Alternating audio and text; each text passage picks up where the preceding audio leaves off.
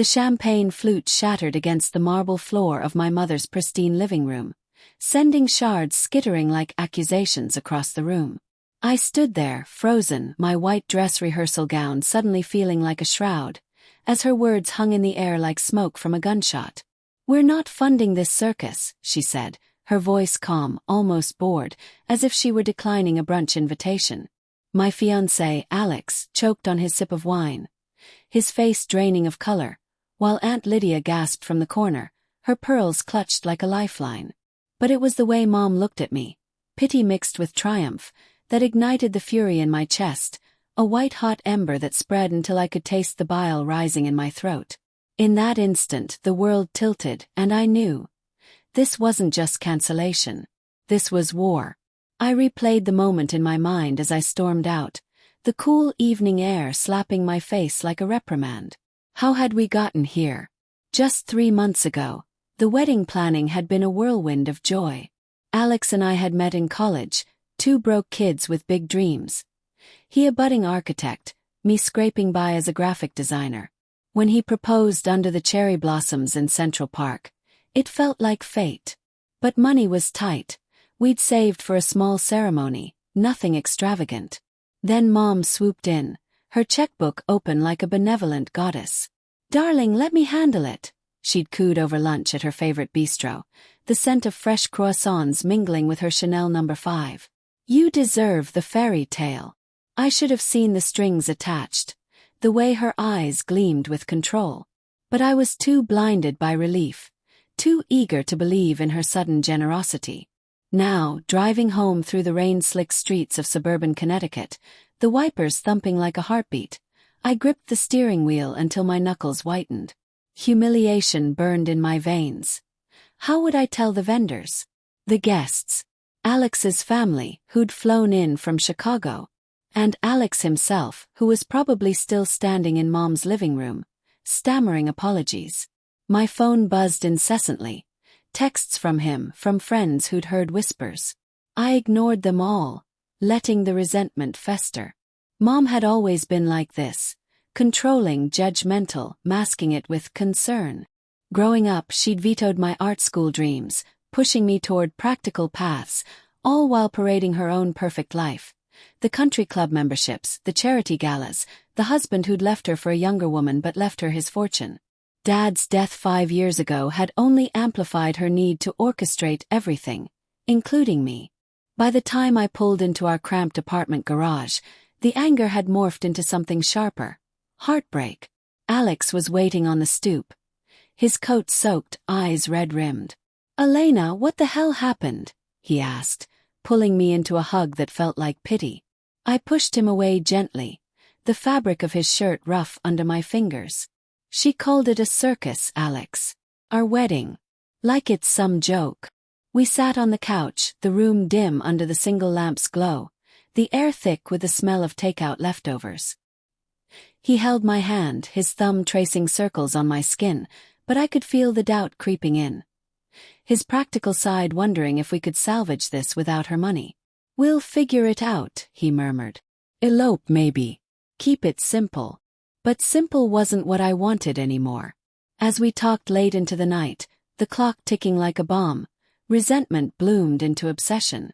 Why did she do this? Was it because Alex wasn't good enough?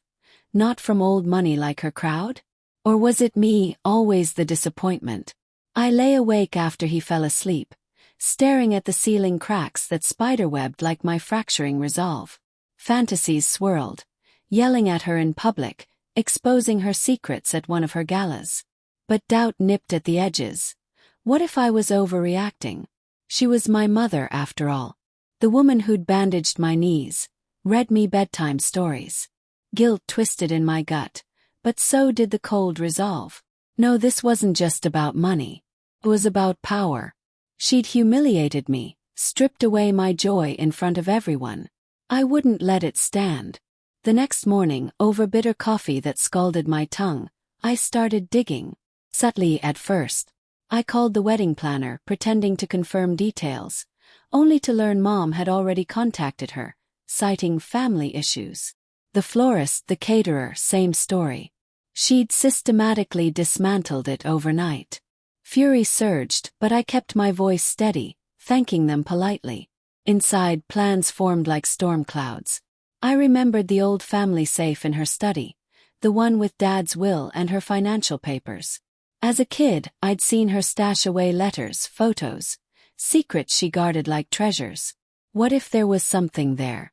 Something to turn the tables. I visited her that afternoon, the house looming like a mausoleum under gray skies. The doorbell echoed hollowly, and when she answered, her face was a mask of feigned concern. "Elena, darling, come in. I was hoping you'd stop by." The living room still bore traces of last night's chaos, a faint wine stain on the rug, the air scented with faded lilies. We sat across from each other on velvet armchairs, the tension thick as fog. "Why, Mom?" I asked, my voice cracking despite my efforts. "Why pull the rug out now?" She sighed, crossing her legs with elegant precision. "It's not about you, sweetheart. It's complicated. Your father left stipulations in his trust. Funds for family milestones, but only if they align with certain values. This wedding, it's too extravagant, too modern. He wouldn't have approved." I knew Dad's will inside out. He'd been the easygoing one, the one who'd encouraged my dreams. But I nodded, playing along, my heart pounding with suppressed rage. "I understand," I lied, forcing a tear for effect. "Maybe we can talk about it more." As she prattled on about compromises, I excused myself to the bathroom, slipping instead into her study. The safe was behind a painting of rolling hills, the combination unchanged since childhood. My birthday. Inside, amid stock certificates and jewelry, was a folder labeled Correspondence. My fingers trembled as I flipped through. Letters from a lawyer dated years ago. Adoption papers. Well, something worse. Evidence of an affair. Dad's affair. Waiters. Photos, emails, a timeline that predated his death. And bank statements showing transfers to a man named Victor Hale, ongoing even now. The shock hit like a punch. All these years her holier-than-thou act, judging my choices while she hid this. Heartbreak twisted into cold calculation. I snapped photos with my phone, the shutter click muffled by my sleeve, then replaced everything. Back in the living room I hugged her goodbye, my smile brittle. "We'll work it out, Mom." But inside, the obsession ignited. Revenge wasn't just an idea anymore, it was a plan. Over the next weeks, the slow burn began. I cancelled nothing, letting the vendors assume delays. Alex noticed my distraction, the late nights on my laptop. "You're scaring me, Elena," he said one evening, the kitchen light casting shadows on his worried face. "Talk to me." I kissed him, tasting the salt of his skin, but withheld the truth. "Just processing," I replied, guilt gnawing at me. Was I becoming like her? Secretive, manipulative. Doubt crept in during quiet moments, when I'd stare at our engagement photo, wondering if vengeance was worth the risk. But then I'd remember her words, the humiliation, and resolve hardened. I researched Victor Hale discreetly, a real estate mogul married with a family of his own. The pieces fit. Mom's charity trips aligned with his business travels. Obsession deepened. I tailed her once from the shadows of a coffee shop, watching her meet him at a discreet hotel, their laughter floating like poison. Resentment fueled fantasies, exposing them at her next gala, watching her world crumble as mine had. But fear held me back. What if it destroyed us all? Moral conflict raged, a storm in my mind, but the pull of justice was stronger. By the end of part 1, the tension coiled tight. I'd invited her to reconcile over dinner, but my real intent simmered beneath. As we sat across the table, candlelight flickering like accusations, I smiled. "To new beginnings," I toasted. Little did she know, hers was about to end. The dinner was a masterpiece of deception. The restaurant hummed with subdued chatter, silverware clinking like distant bells, the air rich with garlic and red wine. Mom arrived in her signature pearls, her smile tentative but hopeful. "I'm glad you called, Elena. Let's put this behind us. I nodded, pouring her a glass, my hand steady despite the adrenaline surging through me. Inside, anger and guilt warred. Anger at her betrayal of Dad, of me. Guilt at what I was about to unleash. But the plan was set, a slow fuse lit weeks ago.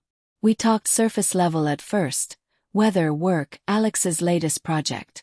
Her guard lowered with each sip, her laughter genuine for once.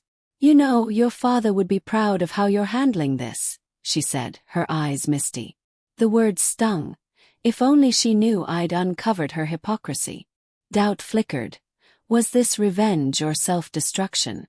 I pushed it down, focusing on the envelope in my purse. Printed emails, photos, bank records. Not to confront her here, no. That was too direct, too merciful. The real strike would come later, at her annual charity gala, where her social circle would witness the fall. As dessert arrived, creamy tiramisu that tasted like ash, I steered the conversation. "Mom, about the wedding. Why call it a circus? Was it really about Dad's trust?" She hesitated, fork pausing mid-air. "It's more than that. Alex. He's lovely, but his background. I worry about stability." Suppressed rage boiled. It was always about control. "And your stability?" I asked softly, testing the waters. Her eyes sharpened. "What do you mean?" I smiled innocently. "Nothing. Just thinking about family secrets." She changed the subject, but the seed was planted. Driving home, rain pattering on the windshield like Morse code. Obsession gripped me. I imagined her unraveling, her perfect facade cracking. But fear whispered, what if Alex found out? He'd urged forgiveness, his voice gentle over breakfast that morning. "She's family, Elena. Holding grudges will eat you alive." Moral conflict tore at me. Was I justified or just vengeful? In quiet moments, alone in our bedroom with the hum of the city outside, I'd question everything. Yet the humiliation replayed. Her words echoing, the shattered glass, the pitying stares. No, she deserved this. The gala was 2 weeks away. A black tie affair at the old mansion on the hill. Fairy lights twinkling like false stars. I prepared meticulously, hacking into her email, a skill picked up from online tutorials, my fingers flying over keys in the dead of night. There, more evidence. Recent messages to Victor, planning a getaway. I anonymous tipped his wife first. A burner email with select photos. Chaos would ensue, rippling to Mom. Subtle hints built suspense. Mysterious calls to her phone, hang-ups that left her jittery. She confided in me over lunch, her manicured nails tapping anxiously. "Someone's pranking me, Elena. It's unsettling." I feigned concern, hugging her, feeling her frailty. Guilt surged, she was aging, vulnerable. But resentment won. "It'll pass," I lied. Alex sensed the shift. One night, as we lay in bed, sheets tangled and cool against our skin, he confronted me. "You're distant. Is it the wedding? Or something else?" His eyes searched mine in the moonlight filtering through blinds. Heartbreak cracked my resolve. I almost confessed. "Just stress," I murmured, turning away. Inside, fantasies darkened. Not just exposure but ruin. I discovered her investments tied to Victor's firm. A whisper to regulators could topple it all. Doubt plagued me, was this too far? Cold resolve answered. She cancelled my future. I'd dismantle hers. The gala night arrived. The mansion alive with orchestral swells and champagne fizz. I attended as her +1, my gown a sleek black number that hugged like armor. Mom glittered in diamonds, greeting guests with air kisses, oblivious. Victor was there, schmoozing, his wife absent. My tip had worked, rumors buzzed like bees. Tension mounted as the evening progressed, speeches droning under crystal chandeliers. I slipped away during cocktails, uploading the files to a projector linked to the main screen. Hacked via planted USB, my heart thumping in the dim AV room, the scent of dust and electronics cloying. Back in the ballroom, the air thick with perfume and anticipation, The MC announced a special tribute to Mom's philanthropy. The screen flickered to life. Not slides of orphans helped, but emails, photos, transfers. Gasps rippled as Victor's face appeared. Intimate messages scrolling. Mom froze on stage, microphone in hand. Her face paling under spotlights. "What? No," she whispered, the sound amplified, raw. Chaos erupted. Whispers turning to murmurs, guests averting eyes. Victor bolted, phone in hand. I watched from the shadows, a mix of triumph and horror. Her eyes found mine across the room. Betrayal mirrored back. Humiliation, her own now. But the twist came swift. As security ushered her out, tears streaking her makeup, she collapsed, clutching her chest. Heart attack. No panic but severe. In the ambulance, sirens wailing through the night, she grabbed my hand. "You," she rasped, voice broken. "Why?" Guilt crashed over me like waves. At the hospital, sterile lights buzzing overhead. Doctors confirmed. Stress-induced episode. Alex arrived, piecing it together from frantic calls. "What did you do?" he demanded in the waiting room, coffee cups cooling between us. I confessed, sobs racking me. The weight of obsession lifting to reveal regret. She survived but changed, frail, withdrawn. The scandal spread. Her reputation shattered, Victor's marriage dissolved, investments probed. Poetic justice. Perhaps. But the unexpected consequence hit hardest. In recovery, she revealed the truth. "I cancelled the wedding because I found out about Alex," she whispered from her bed, monitors beeping steadily. "He's been seeing someone else. Have proof. I was protecting you." Shock jolted me. Denial surged, then investigation. Hidden texts on his phone, late nights at work. Heartbreak anew, layered with resentment toward them both. My revenge had exposed her, but blinded me to his betrayal. In the end I walked away, from Alex, from her. Cold resolve turning to solitude. The circus wasn't the wedding. It was us, all along. And I'd burned it down.